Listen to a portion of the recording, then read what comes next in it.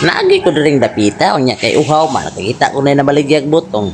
Moto na nahuna ko mo palit na lang ko dire susakpan pag ko silang nanay na kinuskusay pag ganun butong kay ilang i-display sos nagtambak gyud ang mga bunot ug bagol dire sila ha. Wa na gyud naglangay si Miko no nakakuha nagbutong para iya nang kitab-tab.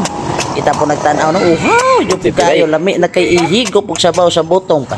Tambal ron gyud no orang mga kuat para pagagihi.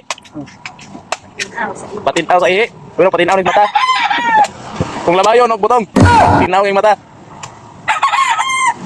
Okay. Taga, uy, pagkanami ka taon. Ito na sugyupon na yun na ang butong. Basta lami tamis kaayo. Lami, gini siya sa imong lawas, no? Magkadaghan dyan mong ihi, ani. Ato na ko na ipakuha. Di ka na ulang tumunod. Buwak na. Tuwara, unod. Okay kayo. Dayon kuskuson din nato na, no? Na, tignan ko lang kutsara po kay dali na po kayo mabalik ng plastic. Nayod mo na itong kuskus. Pero legit kaayo. Lami kay unod sa butong par.